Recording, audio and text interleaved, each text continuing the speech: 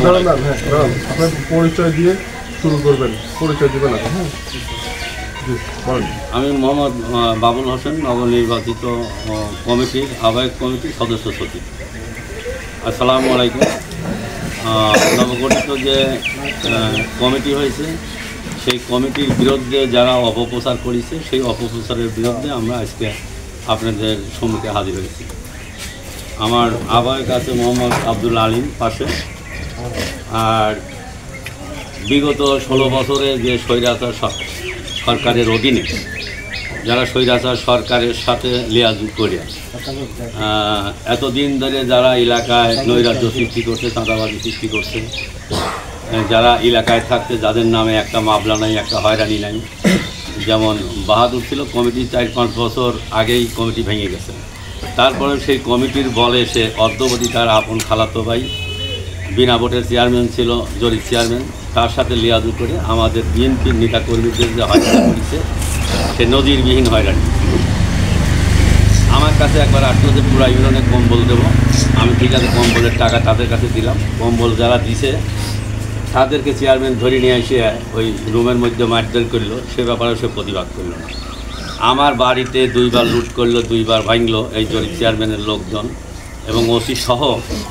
জরিপ চেয়ারম্যান যে 2-3বার লুট করলো সে ব্যাপারেও আমরা জানাইলাম বাহাদুর ভাইকে। বাহাদুর ভাই কোনো প্রতিবাদ করে নাই। এবং বাহাদুর ভাই দোলাউড়িতে যত প্রতিষ্ঠান আছে প্রত্যেক প্রতিষ্ঠান, যেমন মাদ্রাসা একটা হাট আছে, হাটের টাকা সে প্রতিনিয়ত নিয়ে থাকে।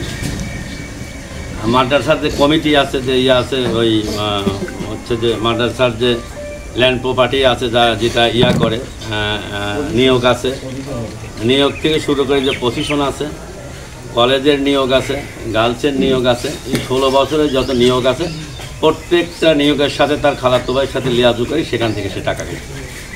এটা আমি বলবো না, আপনার এলাকাবাসীর লোকজনকে আপনি জানবেন। ব্যান আমার দেশের গরিব মানুষ অসহায় কমিটি বলি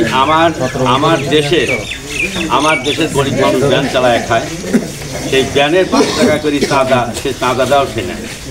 এখন কমিটি যেহেতু কমিটিতে এই অঞ্চলের মানুষ খুবই অভিভূত, খুবই খুশি, কিন্তু এখন তারা দেখছে যে 16 বছর ধরে যে আমরা যে সুবিধাগুলো পাইছি সেই সুবিধা এখন এইটার বিরুদ্ধে যেসব অপপ্রচার করতেছে আমরা চাঁদাবাজ।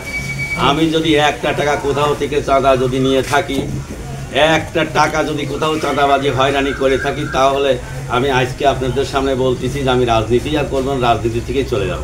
এই যে মিথ্যা ও অপপ্রচার করে মানুষকে যে বিভ্রান্তি করতেছে, এটা আপনাদের মাধ্যমে এটার আমি বিচার চাই, দেশবাসীর কাছে বিচার চাই।